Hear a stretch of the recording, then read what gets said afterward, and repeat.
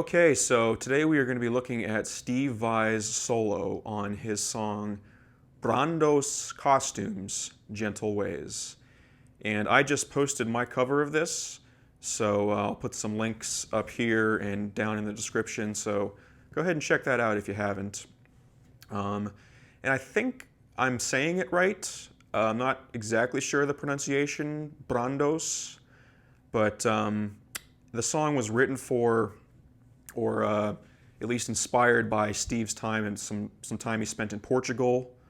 And I think that's how they say it. I don't speak Portuguese, but I don't think they would say Brandos Costumes or anything like that. Brandos Costumes is a Portuguese movie, which I'm not going to pretend to know anything about, but that's where the name comes from. So, Brandos Costumes. This will be a breakdown and analysis of Steve's playing, some of the things he does in the solo. It's not going to be a note-by-note, lesson on how to play the solo. I'm going to be focusing on the general concepts and ideas that went into it. And in my opinion, this solo is just an absolute masterpiece. It is just fantastic how he uses melody and develops motives and builds it up gradually and employs a lot of various techniques and cool licks, and it climaxes beautifully. And frankly, it's hard to even call it a solo. It's about 3 minutes long, but it's really more of a guitar instrumental piece. I mean, the whole thing is a guitar instrumental, the whole song, but this is like the soloistic section of it. But you wouldn't put it in the same category as a 20-second pop or rock solo. But anyway, I'm going to continue calling it a solo, just for ease of terminology. So, no matter what style of music you play, whether it's jazz, rock, blues, if you're just looking to learn a great solo or analyze a great solo, this is a fantastic study. There's a lot that you can get out of all the parts of the solo, from the easy, simple parts to the cool, complicated licks that he does. So the first part of this video is going to be really just me talking about all that went into the solo, the recording of it, how I think Steve conceptualized it, as well as my personal experience learning it. So if you want to skip all this, go ahead. I'll put timestamps in the description. But I love talking about this solo. It's not only one of my favorite Steve Vai solos, this is one of my favorite solos of all time. I really, really love it. I love to get deep and figure out, everything that went into resulting in what we got. So, like I said, if you want to skip ahead, feel free. But I'm going to start off by talking about a little bit about the recording. This is from his album Alive in an Ultra World, and that album was recorded actually in various locations while he was on tour. And supposedly a lot of these songs were recorded in sound checks, kind of as a warm-up before the concert, but there's an audience that's heard on a lot of the tracks, so I think some of them were indeed from the live show. In fact, like Whispering a Prayer is one that is that's actually a compilation of live performances in the concert. But like I said, there's audience crowds and applause, cheers and applause, being heard on it, before and after the song. So they could have had an audience in the sound check, and ripped off a take and then tore down and started the concert. But it doesn't necessarily matter. It's just kind of a cool method to record an album while you're on tour, going through that process, getting inspired by different locations. It's interesting. But I will say that this song, Brandos Costumes, I believe was indeed a legit, kind of private, isolated sound check. It's distinctly different than all the other songs on the album. In fact, there's a little bit of applause at the beginning. I don't know what that is. I think that might even just be an effect that he added in, not necessarily to fake an audience, but just kind of to, I don't know, it just sounds a little odd to me. And then there's nothing afterwards. There's a little bit of aftermath talking. You can hear Steve talking, telling them, you know, hey, we're gonna cut it there and such. But there's no applause or anything. So that would tell me that there was nobody listening, you know, or at least there was no crowd. But you know, I think it was in the sound check, and it was a live playthrough. And then I'm pretty sure Steve would go back in at a later time and add in some parts, you know, extra guitar parts, extra whatever other instruments, you know, he wants. But I think they just, you know, came out of that sound check with a pretty raw live take, and then, you know, Steve would go in later and fix it up. And you know, I say that because I think Steve would do that because there are multiple guitars on there that all sound like him, you know. And he did have other guitars with him on the tour, you know, Dave Weiner and Mike Keneally. And as good as those guys are, you know, you can't. It's tough to sound like Steve, even when he's just playing, you know, slower, simple things. So my guess is that Steve probably played the acoustic track on for the whole take, and because that doesn't break, you know, that doesn't go anywhere. That acoustic guitar is consistent through the head, you know, kind of playing some arpeggios, and then the solo and such. But then, you know, you hear these other electrics come in, which sound like Steve on his gem, especially towards the end. You know, that's undeniably Steve. So unless he had like the acoustic set up, you know, on a stand, maybe Dave Weiner came over and, you know, they did a handoff, and Steve, you know, grabbed his electric guitar and started playing that. I don't know. It doesn't matter too much. I just like to, you know, speculate these, you know, possibilities. I think it's a really, you know, I think it's just a cool recording, and no matter how he did it, you know, I'm glad he did. But the interesting thing is that Steve Vai has actually been doing live streams. So Steve Vai, the man himself, the guitar god, has actually been streaming live on Facebook and then posting them to YouTube. And you know, because given the current situation we're in, there's no concerts, there's no gigs for anybody to play. So he's doing live streams, and he looks like he's really enjoying it. And if you haven't checked him out, definitely check out some of those live streams. They're like 2 hours long, a lot of them. And he talks about everything. He plays guitar. It's very insightful. It's very cool just to see him sitting down and you know, kind of just playing and talking about what's on his mind. So check out his live streams. But the thing is, in one of these live streams, he actually touched on what I just said, and how he mentions that how a handful of his songs that he eventually releases start off as soundcheck jams, and that they actually do takes in the soundcheck, and how he'll actually go back and add some things later on. He didn't necessarily mention this song in particular, but you know, he did say like something like 10% of his songs are kind of recorded that way. And you know, the man is just a master recorder. He's a master studio guy. He creates the most amazing recordings. So you know, I'm just super impressed with whatever method he uses. But anyway, I thought that was interesting and a great coincidence, because I've been planning on making this video for a while, and you know, I was watching one of his live streams a playback of it a week or two ago, and I was like, oh, well, perfect. You know, that's exactly what I'm looking for.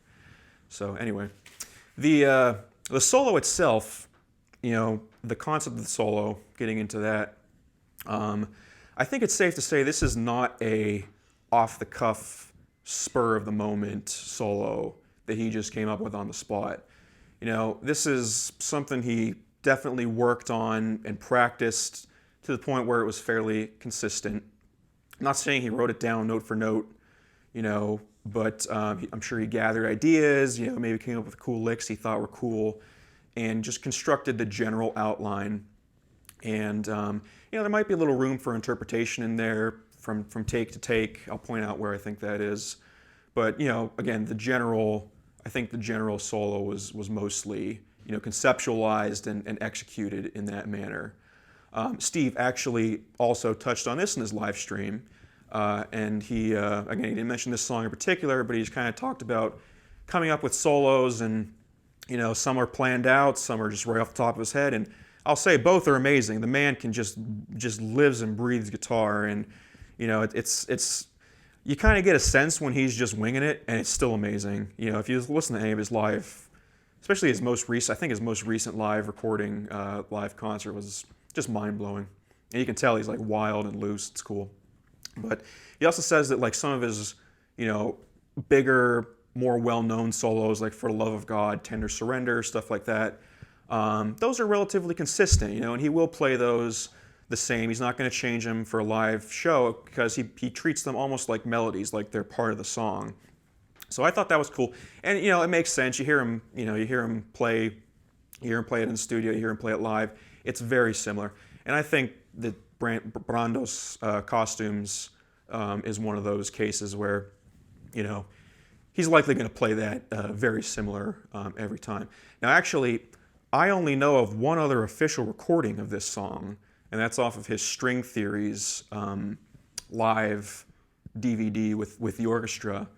And it's he plays it on his gem, he plays it electric, and he plays about half the solo, but what he does play is pretty much note for note what it is on the original recording. And he's got the orchestra, bringing out some of the parts. It's interesting. I have to say I like the original a little better.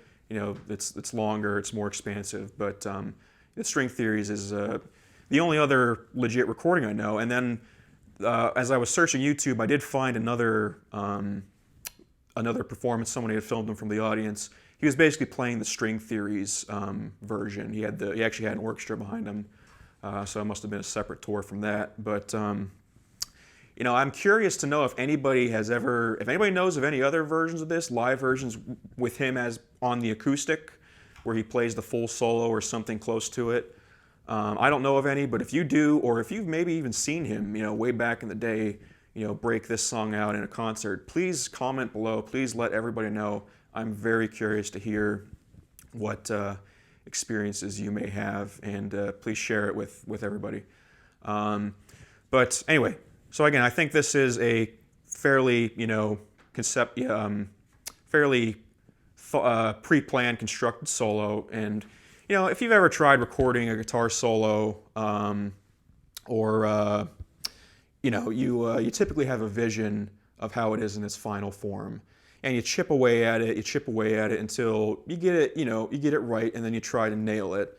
You can add variations later on if you'd like. But typically, if you have an iconic guitar solo that you want to really stand out, you're going to put that type of work into it. And I mean, anybody who's listened to rock hits over the past 50 years or so would know this. Just think of some of the Stairway to Heaven, maybe like something like Don't Stop Believin'. Those are going to be played. You're not just going to wing those solos most of the time. You gotta throw some things in there that are at least familiar for people to latch on to. So anyway, as far as my experience goes, I have always kind of known this solo. From the first time I heard it, I just fell in love with it. I absorbed it, and I've always sort of been able to work it out. Not to this point what I did recently. So I spent the past few months really trying to perfect it, and I'll say I never wrote this down. This was always all from memory. Just sometimes I write. Most of the time I write things down. Sometimes I don't. In this case, I just didn't write it down. I didn't feel the need to. And I planned these videos back probably in January, kind of when I was trying to make a sort of like a schedule for the year. And when I started to get the idea for this video, I said, okay, I got to learn the solo. So it took me about 2 weeks to really nail all the licks. And that was about it. I took my time. I really wanted to give myself plenty of time to put this all together, so I would play it a little bit, over the last couple of months. And I really wanted to get it smooth, and also I needed to make a backing track, so that was going to take a little bit more time. Then about the past 2 or 3 weeks, I really ramped it up, and I tried to get solid run-throughs. I tried some rehearsal takes, etc. Just trying to really make it all come together. And I'll say I definitely wouldn't want to work on this any longer, because it was kind of getting to the point where, anytime you play a solo like this or a transcription, typically someone else's work, anytime you play someone else's stuff for a long time or too long, you start to make little tweaks that you're not aware of. You start to get into little habits. And I was starting to pick things up that you kind of just letting my own, instincts take over. I wanted to try to keep it as close to Steve as possible. So I was going back and picking up little things I missed and little details all the way up until the very end. And I have to say that overall I am pretty happy with the take I got. I'll say that I've played maybe each individual lick better, but I think as a whole that was a satisfactory take. And I recorded that on Wednesday. It's Saturday right now. I usually record videos on Saturday, but that one I did on Wednesday. It was the last take. I ended up with 3. The third one was the one I posted, and I thought it was pretty good. Thursday I tried a few more just to see what would happen. Didn't happen. It was done. I was done. Actually, also my fingers were getting a little bit sore from all the extra acoustic guitar playing I'd been doing. So I called it on Wednesday. I called the third take the one, and that was that. I use 12s on this guitar, by the way. I'm sure Steve probably uses 11s, if not lower, maybe 10s. But that's just the way this guitar was set up. So I don't mind it, but yeah, all that extra guitar playing kind of tears up your fingers, makes them a little bit sore. But also I did the backing track in Garageband. Nothing too fancy, just got out my little Oxygen 8, plugged a few things in there, and I was good to go. So anyway, thank you for those of you who listened all the way up to this point. Again, I just love talking about this solo, going over all these details, but I am going to go ahead and get into it now. So I'm using my Yamaha Silent Guitar, and plug straight into a mixer, then going into GarageBand. So I have a little EQ going, or at least I did it in the recording. I'm not sure if I'll do that on this video. We'll see what happens. But anyway, to get into it, I don't even think I need to go into too much detail about this first part. It's fairly melodic and straightforward, but I think anybody, if you want to learn this solo, anybody with pretty good ears, or even like decent ears, can get through this first part if you're really inspired. But anyway, here we go. So he starts off kind of calling back to the melody, with this, and then nice little. And again, when I was, trying to perfect that, I was just really trying to get all those slides, not like, or, you want to get that slide timing right. Same thing here. And then this lick right here, goes to that nice B flat chord, and then to an A chord, kind of like a little Phrygian dominant sound there. So I'll say that I actually did watch, how Steve played some of the stuff. I tried to do it mostly by ear my way, but I did peek at times, and he does play some of these things differently. But really, I tried to do it by the original recording. I really tried to hear what location it was on the guitar. I thought I got it right.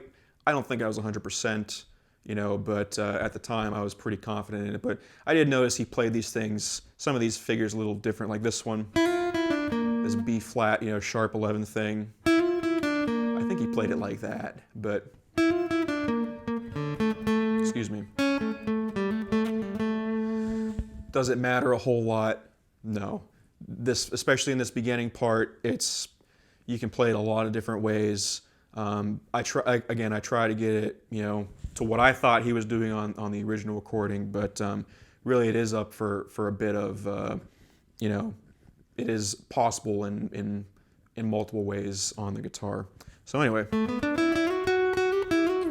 excuse me. Getting through this. So, you know, a little bit of pentatonic there, a little bit of just kind of a scale.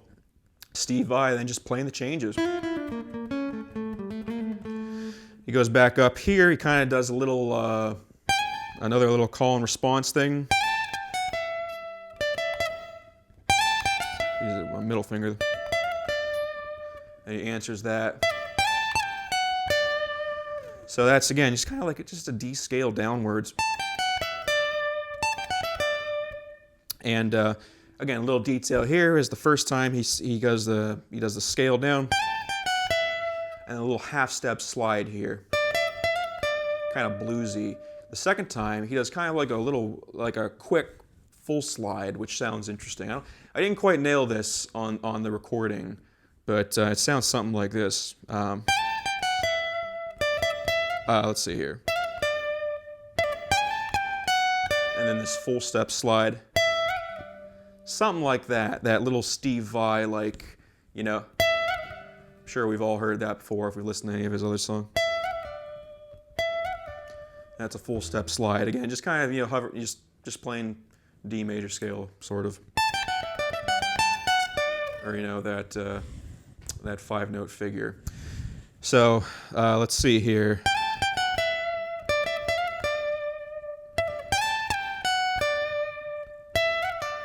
This next lick is interesting. Here's the way I used to play it. Pretty simple, you know, nothing too fancy there. It's kind of a nice little quarter step bend. Again, we're kind of on like a B flat major, 7/6-ish, sharp 11 sound. And, you know, we're hitting some color tones here. Again, kind of a little quarter step inflection bend, like a major 7 sound. And then he goes to an A chord, A7, which this is basically like a sharp 9 sound. Anyway, so I thought that's how he played it, but when I went back and listened to it, he's like ghosting a few notes in there that I never picked up. This was one I never gave any second thought to, again, until the very end. And I think he plays it a little more like this. Now, that felt pretty good ghosting to me. Originally, I was just going to do them all like, you know, full note, kind of like that. But it was a little bit tough to hear. I couldn't quite make it out, so I just I did something like that. But, you know, take a listen for yourself and let me know. And also, I watched his live recording on what he did in the live recording, and it's something odd. It's not quite what I thought it was before, but anyway, cool little figure there. Then he goes back into D.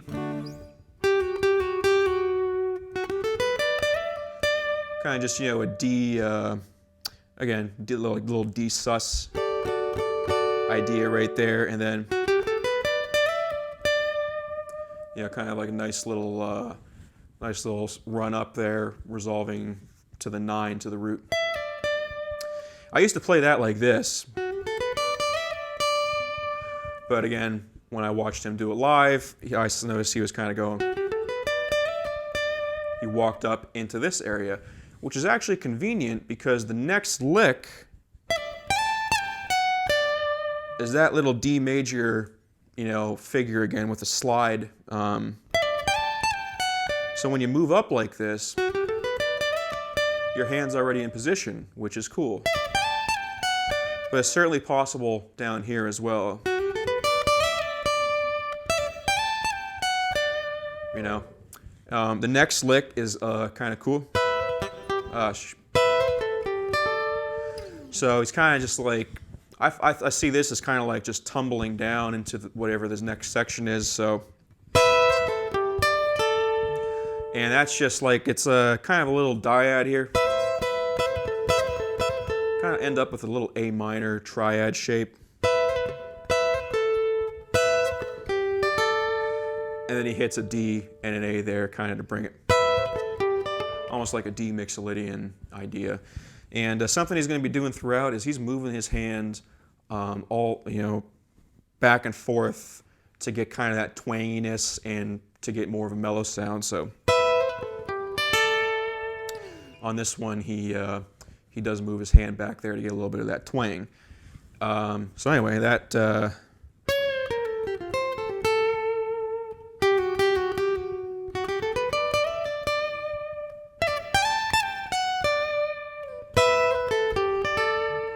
there we go. The next series of licks is very cool. It's a nice little idea. It's kind of like doing this sliding arpeggio, or maybe more like a pentatonic. He's outlining some chords here. So he starts off with a D triad. He rakes it or sweeps it, you know. And he just plays right down the pentatonic scale there. Next chord, he goes as like a D major 7 chord. That's cool, kind of a nice little arpeggio. You know, you can even think of it as.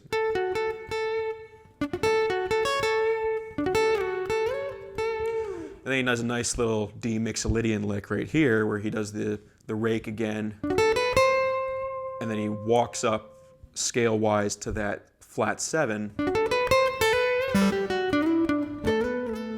And he does this cool little mixolydian lick. Now there's a lot that goes into this lick. You got the first part, and then he does this really nice hammer-on and a bend and pull-off. Bend, release, pull-off, kind of like a little bluesy thing. Back down to the third, and then kind of just finishes off with kind of pentatonic stuff. Now actually, he does play this differently, but I was way too committed to playing it like that. I tried to change it at the last minute. It just wasn't happening. So he plays it like this. He plays that slide down here, the D to the E, and then he plays these octaves right there. And if you do it that way, you're going to be set up for the next lick, which is cool. I couldn't change it at the last minute, so I stuck to you know, kind of hovering around this 10th and 12th position. Either way is really fine. Anyway, so that whole thing, let's see.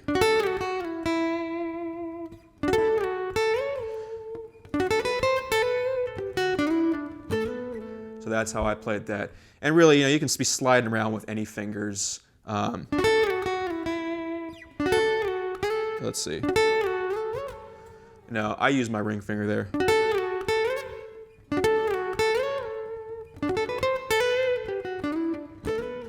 So anyway, moving on to the next one.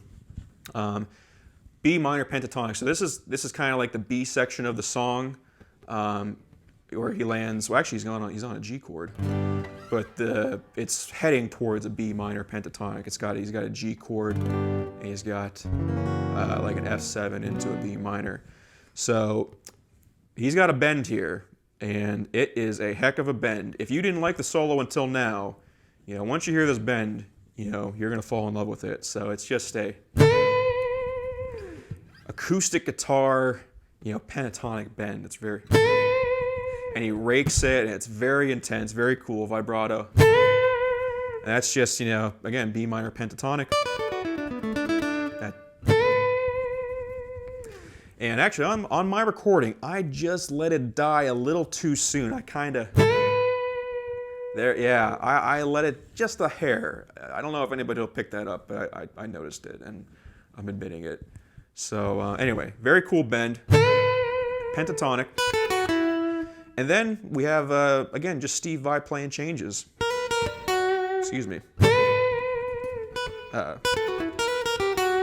of like an F sharp, Phrygian dominant type thing. And he's got that third in there.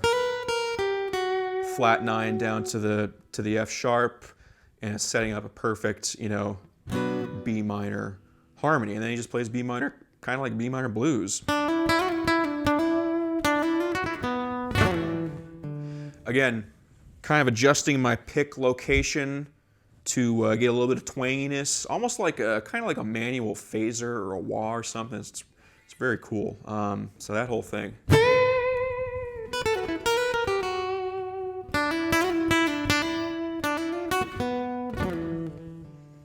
Again, kind of just like a blues scale. He finishes off with Same idea, just some more B minor pentatonic. And then again, he's kind of moving that pick down. And that's another thing. I actually played that wrong by my own doing. I didn't quite do the rhythm he did. It's supposed to be like this. I did something like this.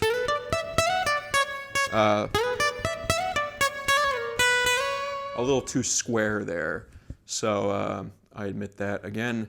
But, you know, the main idea there is, again, kind of that, you know, F sharp Phrygian dominant, hitting that nice change. And then he actually resolves into a B major chord, which is very cool. But he doesn't necessarily play a B major figure here. This one's very interesting. Well, actually, he hits it for a second. But the shape he's actually doing here is almost like a, you know, it's an F sharp, B, a C sharp, and an E. So there's, you know, I thought for the longest time, before I figured this out, I thought it was just this. Kind of like the Van Halen.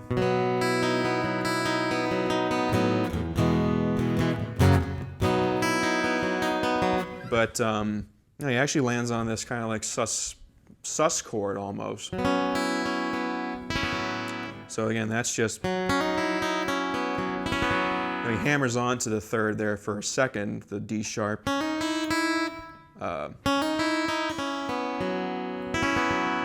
And then yeah, it's almost like a B sus2, but he leaves that open E string in there. It's just kind of a weird sound. I honestly didn't guess that. I didn't think that was that before really, you know, learning it. So it's interesting.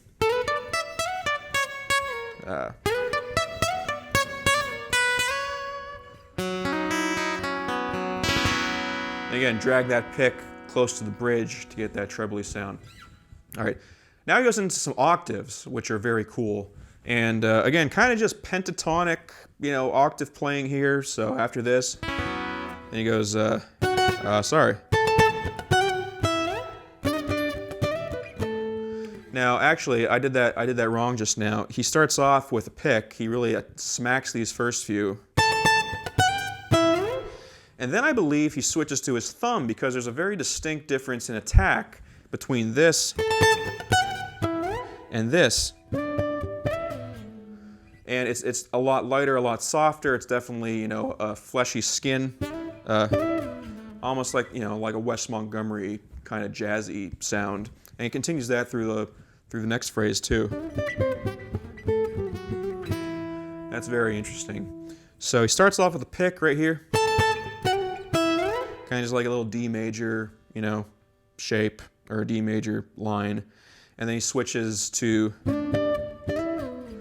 thumb, D major pentatonic. I noticed he was sliding down like that for a while. I was playing it like this, with the octaves there, you know, on the A string, but I realized I think he was keeping it all on the D string there. So this next one, this is over the C chord. This is a really very interesting one to me, but it's almost like a C Lydian dominant, you know, kind of like a C blues. Got the flat 7 in there, and he kind of hits this F sharp. That's certainly not the harmony, but that's, you know, I maybe I'm putting too much focus on that B flat. It's more of just an inflection, you know. But who knows? That's the lick, and that's just cool. So it's like a ends up on this E here, and then this final octave lick. This one, I believe he, well, I'm sure he hybrid picks it, or at least hybrid fingers it, plucks it like. Let's see. Because he staggers the two octaves, so. And And I've heard him do that with octaves, chords. You know, it's just kind of a nice little, you know, rolling effect, or, you know, to get a nice little popping effect or something, as opposed to nice little variation. The ends on the octaves. Again, you can play those. I'm not sure if he plays this one down here or up here. I ended up playing it up there. So, anyway, yeah, another kind of like, you know, he's over the B flat, like a B flat Lydian sound right there, and then back to that sort of like Phrygian dominant sound over the A chord, and then resolving on the third for your D major chord. And those of you that are keeping track at home, this is the end of the form. So this is where his next chorus starts. So I honestly didn't know the form until I started doing the backing track, and yeah, it was just this is the end. And the drums everything kind of, you know, holds. Mike Mangini on drums does a little cymbal fill, and then we're into the next chorus. So yeah, this octaves solo is the end of the first chorus. Starting off the second chorus, he hits us with these very cool chords.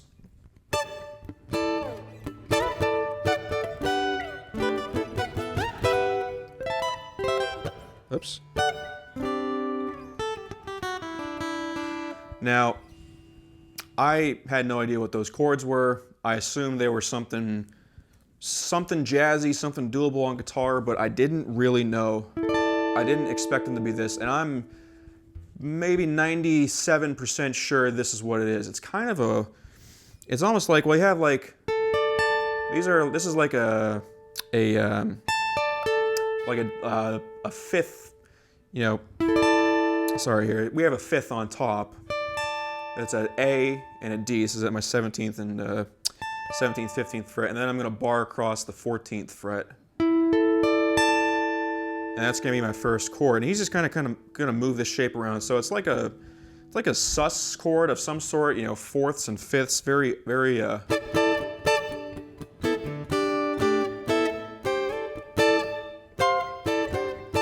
very open sounding, almost like a trebly power chord, or, you know, like a high power chord.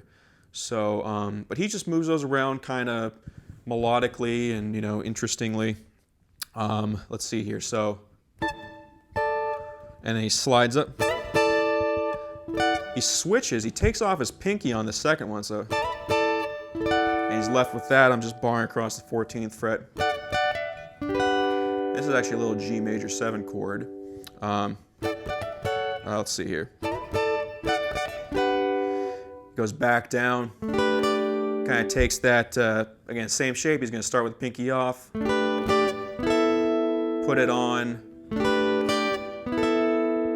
move that shape up. Let's see, G major 7 again, and then he does this really wild slide up, which I don't remember if I did or not, because I was having trouble nailing it. Back to the G major 7 there.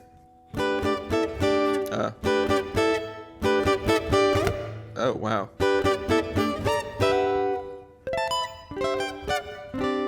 Let's see here.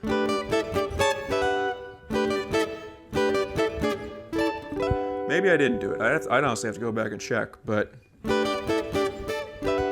that's the idea. And then the next phrase, he kind of uses triads here, a little smaller. So this is a little A minor triad with a B on, it throws a B on there. C, a little C triad to a D triad. And this is like a C kind of C not add 9, you know, no third. Which again, hitting the changes. And he just ends up with this nice little lick down there. So let's see here. Let's see.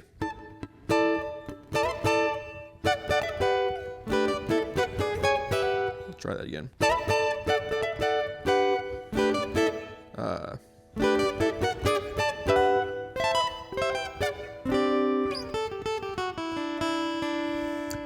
in this lick down here, I like to play it down in the open position to get a couple of those notes to ring out.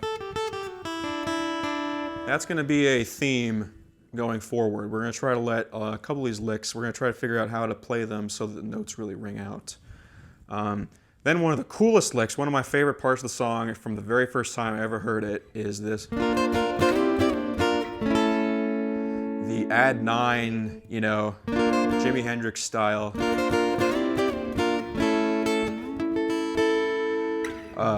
Little thing over the B flat, again, kind of a B flat to 8. These are just triads, just add 9 triads. Then he takes the pinky, you know, puts it on, takes it off, and then you're left with a triad there again. So B flat, C, and A. And that's a very cool one, you know, he inversion of an A triad with an open E string, so it kind of has that cool ringing effect. And then a nice little kind of just, again, messing around with a D major triad.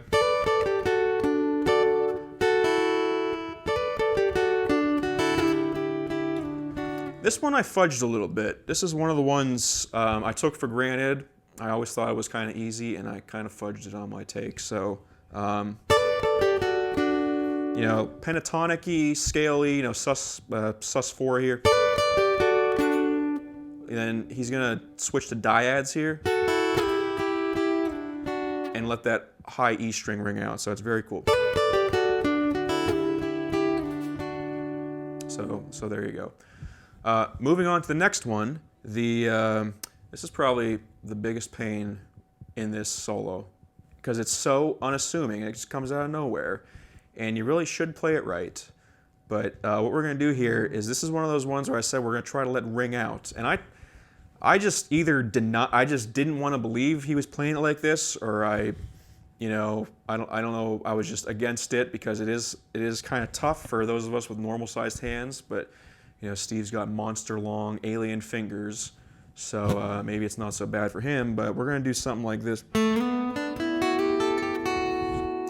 So the end result shape isn't too bad, but it's just getting all those notes in between there, and I believe he plays it like this. Like, you know, it sounds like a slide here to the, you know, this is the 7th to the 9th fret, and then he must play the next 2 notes, the 7th and 9th fret on the G string, with his middle and his pinky, and then he's going to let the pinky ring out.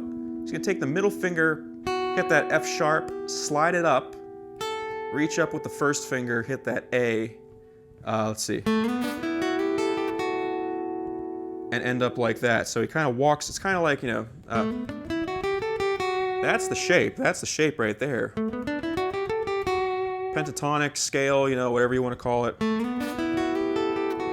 you got to let it ring out like that, and that is extremely tough to pull off on the fly because you're doing all these chord stuff, you're doing all this fun licks, then you got to do this one.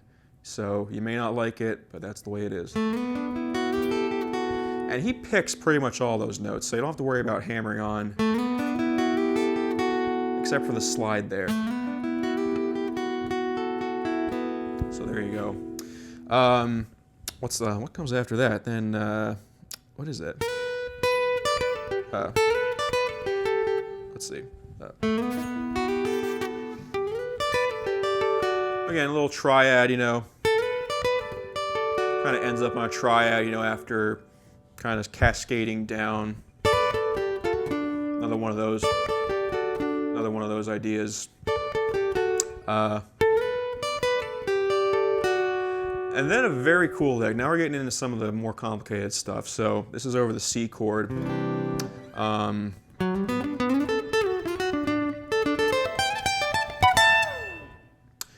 That one really blew me away the first when I was trying to learn it.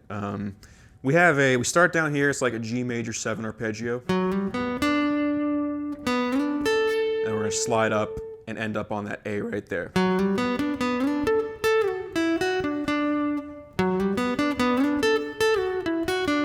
Again, I was really trying to hear how he, you know, fretted this because it was crucial to sounding you know, like him. It was crucial to getting it sound like it does on the recording.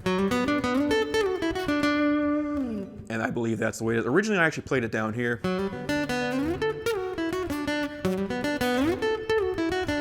But I think this was the better choice. Actually, I played it like that. But I don't know. I just switched. I thought it was better up there, and also it puts you. I thought it might be a little bit fatter, you know, from what I was picking up, and also it puts you in position for the next lick. So that's a wild one. That's one of those where I'm sure he probably messed around. Maybe, you know, maybe it was kind of by accident, but that is a very cool lick. And I actually left off one note on my take, and I'll show you. So that's kind of like a little D mixolydian shape, maybe, or an arpeggio. And then we're kind of getting into these fourths here. These are. He walks up these fourths. It's 15th, 17th fret, and then 19th to 17th fret. So. Like that. Now I actually left out one of these notes on the second, fourth little dyad there. I think that's the way I played it. It really should be like this. Like that, like, as opposed to. So I left out that other note, just totally my bad. Again, that's one of those habits I got into, you know, that after playing the solo for such a long time, as a little change I made unknowingly. Anyway, very cool licks altogether. Let me try to play that. Oh.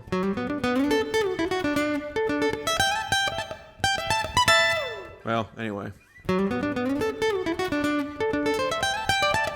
There we go. Next lick, we got some speed picking. Some hammer-ons. That's just scale stuff. Actually, the lick in between is very cool, but this right here, little B flat, you know, Lydian scale shape. That 6-note pattern, ending on the major 7th. And frankly, I just used whatever pick that I got that the most consistent with, and it ended up being these Dunlop Durex 1mm. Just worked the best. I wanted to get this clean. That was never that bad.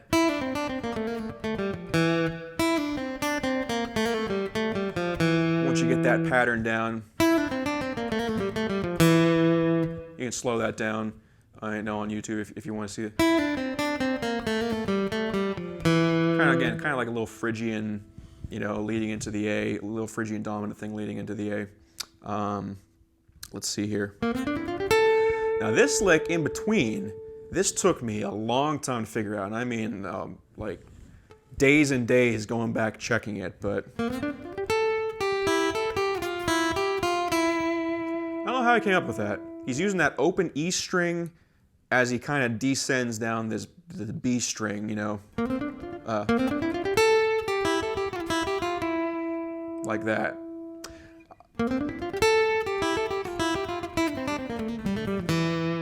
That's just wild.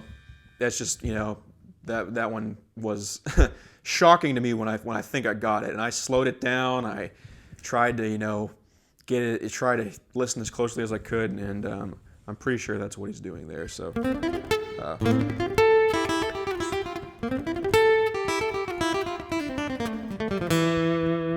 So take from that what you will. But yeah, the next one, he kind of goes back up here. He does some pentatonic slides around. Let's see. This is another one I changed later on, or as you know, as I was approaching the end. I used to do it right here. I like the sound of those strings better, but I think this one, the next part, I felt like he was really smacking that G string like that. So that's why I decided to play it up there. It's all just pentatonic, D major pentatonic stuff.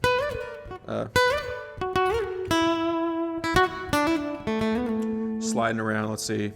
The next lick is, this is what you're here for. So this one was also, just took me many nights of hard listening to really figure out. So I started off playing this completely differently than it ended up, but I'm gonna try to do it right now. Let's see, because I actually changed it very late on, and it's a tough one. So it's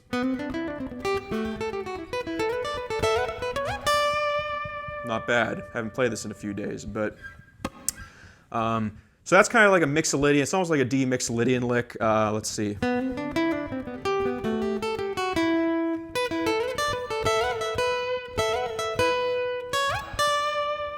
Or at least a, you know, kind of starts off Mixolydian and then, you know, resolves to D. So I used to play it down here.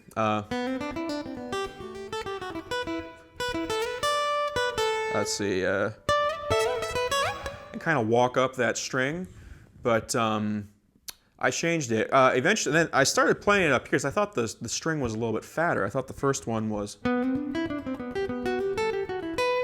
that, and that sounded more like the recording to me, but there was something in there that I still don't know if I did right.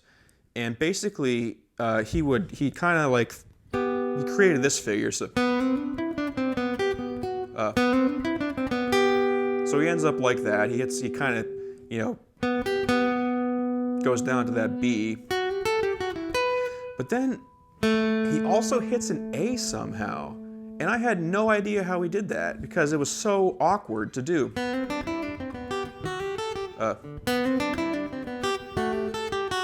That's why I played it down there originally, to try to get that A in there, but when I moved it up here, it just wasn't happening. I just couldn't do it, and I couldn't get it clean anytime. So I was originally just going to leave it out because it's very subtle, but you know, after listening to it hundreds of times, yeah, I notice it for sure. But yeah, I still don't know exactly how he does it. So kind of in the last week of preparing this, I decided to try to get that A in there. And again, I tried to listen to his articulation of how he plays these.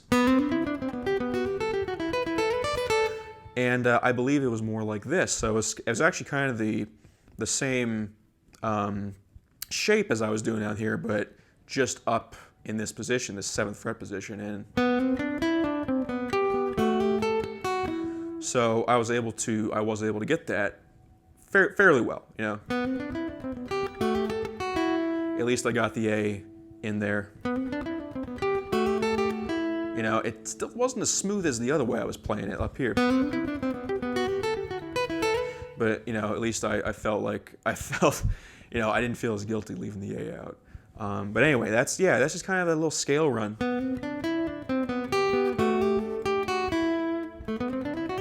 Like a D Mixolydian scale, you know, kind of starting at the, over the C chord, or, you know, or C Lydian, whatever you want to call it.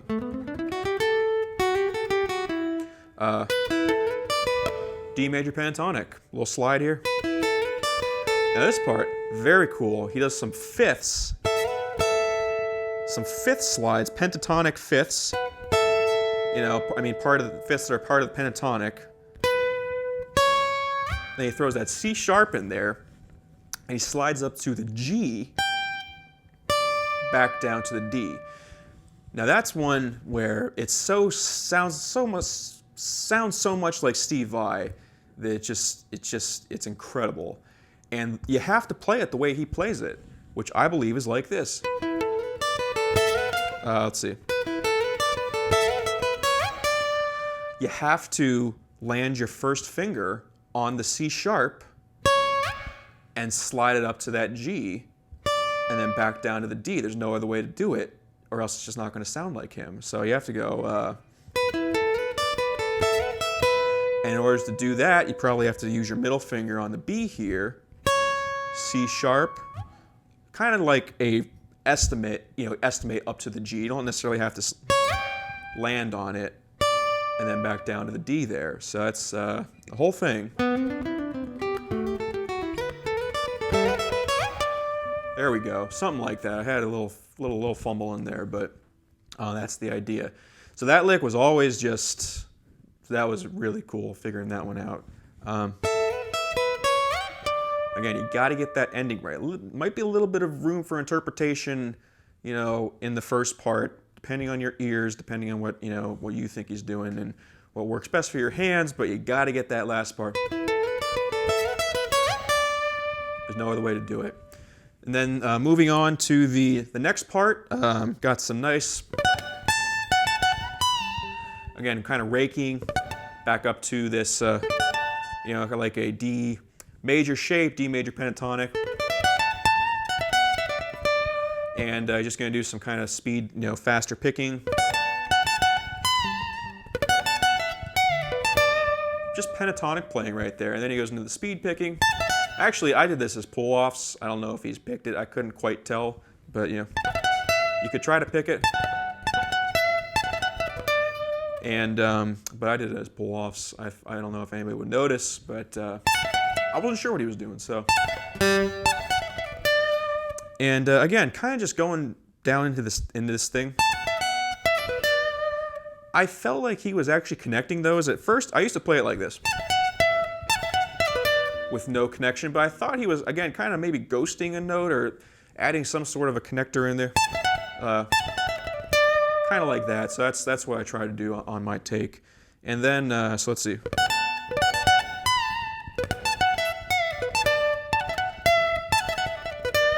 And then he does this little slide down. And then he just does some weird shape. I don't even know, I'm not even gonna try to call it anything. It's kind of, it's almost like E minor pentatonic, but then he ends on this F sharp to the E. Why? I don't know. It sounds good, and he plays it fast and clean, so, and he's Steve Vai, everything he plays sounds good. Just like that. So, anyway, just kind of some cool fast licks. And then to end up the solo, he does a lot more of the stretching stuff. Again, you may not like it, but this is the way it is. You just played an entire awesome solo of fast licks. I know this is the way I felt. And now you got to do this really cumbersome stretching. But, you know, it's really worth it in the end if you can get it. So, first one's not too bad. You know, again, we're just trying to, when you figure out the notes here, then you got to figure out a way to make them all ring out. You can certainly do it without that. You can just be like,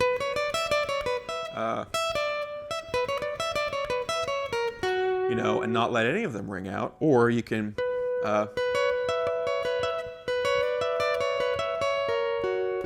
you know, and try to get those nice little arpeggios and, you know, to ring out like that, which is what he does. Very tough on acoustic, not as bad on electric, but anyway, moving on. So again, we got this little B minor scale into this F sharp 7 closed F sharp 7 chord, kind of a closed voicing, and then just kind of, you know, figuring out some other scale stuff. Let's see, like a little. I guess this is over a B minor chord, so it'd be like a B minor 9 shape.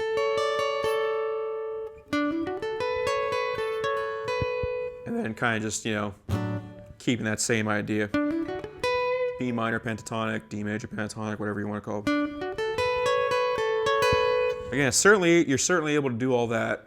Just, you know, if you can't do the stretching, if you're gonna hurt your hand, then yeah, you can figure it out, you know, just as a scale. But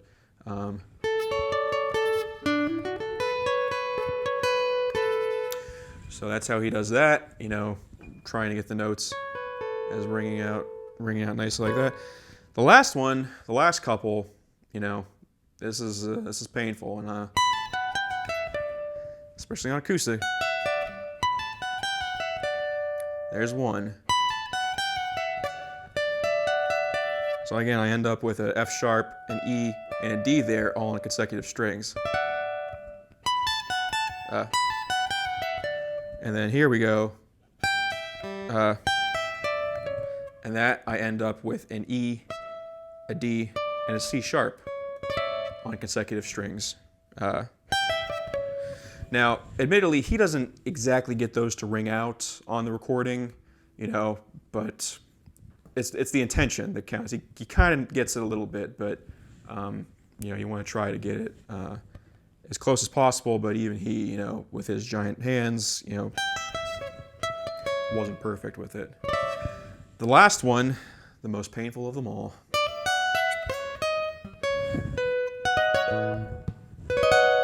There you go. So that is a B triad with a 2 in there. You know, so you have a just like that. So I have a B, C sharp, D sharp, F sharp. Now, of course, if you can't reach that, especially on acoustic, you can just do like maybe a little B sus2 triad. But if you want to get the real thing, you know, you gotta do this. You gotta stretch. Let's see, I can't even see. So there it is. Now, actually, funny thing, when he plays this on String Theories and the other live performance I saw, he doesn't stretch. He's playing on electric, but he puts his first finger right here. He plays these other notes with his left hand, and he actually uses his pinky to. Sorry, I'm holding my pick right now, but oops, sorry. And that's how he plays it there. Maybe a little bit of showmanship, you know. I'm sure he could reach that chord, but you know, or maybe it's just the effect of the strumming with the pinky, you know, kind of to be a little more sparkly. I don't know. On this recording, though, on the studio recording, or I mean the original take, he's definitely attacking that with a pick. So either he's stretching like that, like I just did, and playing it with a pick. It's definitely not the finger. It's way too strong to be the finger. Or Dave Weiner is coming over to give him an assist, which is totally fine. They've done stuff like that before. You know, maybe he puts a finger right there. Maybe he's the one that picks it.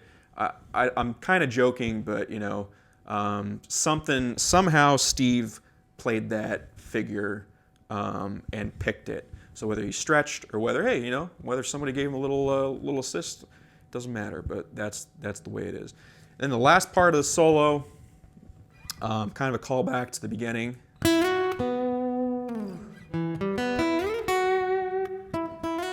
Just melodic playing, you know, reestablishing that motive. And then the best ending to any solo, right there, finishes it off. And there you have it. So it's just, you know, there's so much variety. And again, the way he builds that solo to me is just really beautiful and smart. You know, it's just the techniques he uses, from the octaves to the chords and then the cool licks he plays. It's just, I don't know how it can get any better. And anyway, I really enjoyed working on it. I hope you got something out of this video. It was fun to play all these licks again, you know. But you know, if you give this solo a shot, really take your time. Try to get some of these details, because that's where you learn. You know, trying to emulate the sound as close as possible.